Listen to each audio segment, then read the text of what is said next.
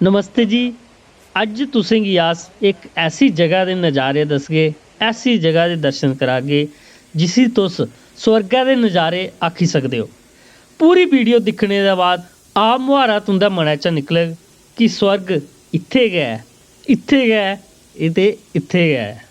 एह्दे कन्नै अस तुसें गी धनसर बाबा हुंदे पूरे दर्शन करागे ते तुसें गी भगवान भोले शंकर हुंदा श्रृंगार, उंदी आरती ते उंदे भी दर्शन करागे। तुस जुड़े रवो, दिक्खो कि'यां पक्खरू पखेरू भी पानी च नंद लै करदे न ते स्वर्गै जेहा नज़ारा इत्थै। पार स्याला है ते फिर भी पानिया बिच्चा धुआं निकला करदा है, दिक्खा दे होगो तुस।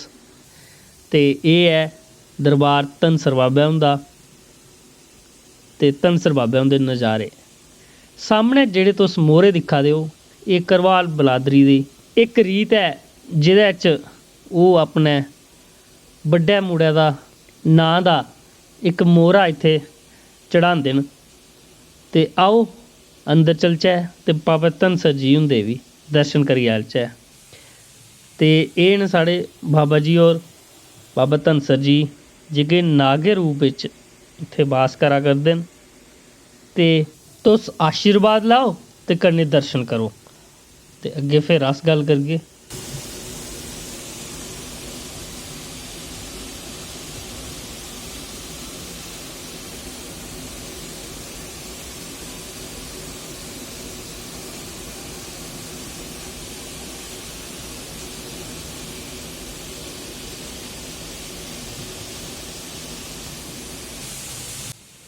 बाबा जी हुंदे आले दुआले दा नज़ारा दिक्खो, कि'यां स्वर्ग आह्ला लेखा थारा थारा निक्के निक्के नीरू बगा करदे न।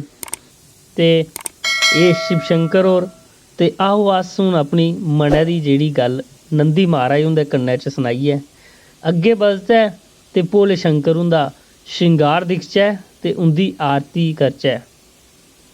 लैओ जी, हून श्रृंगार दिक्खो ते कन्नै आरती करो ते कन्नै पुजारी हुंदे कोला सुनो कि भोले शंकर हुंदा जेह्ड़ा इत्थै वास है ओह् कि'यां है ते केह्ड़े केह्ड़े रूप बिच्च है।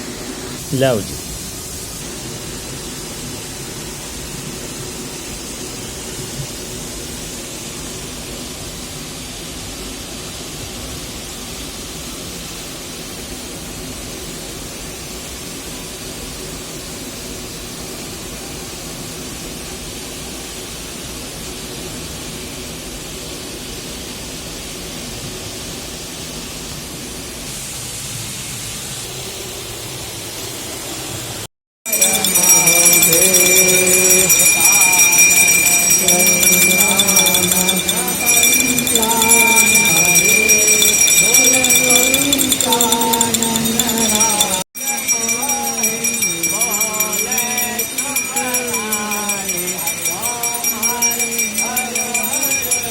सामने शिव शंकर माँ पार्वती जी, एक साइड गणपति, एक साइड कार्तिकेय जी। ये कैलाश पर्वत है, शेषनाग, वासुकी नाग, कामधेनु के 4 स्थान, गरुड़ देव है, सामने गंगा माता। पूरे शिव परिवार के दर्शन प्राकृतिक प्रियन सब। बोल सच्चे दरबार की जय। जय शिव शंकर। तुस हून कमेंट जरूर करेओ ते साथियें गी भी शेयर करेओ। ते जय शिव शंकर, जय हिंद।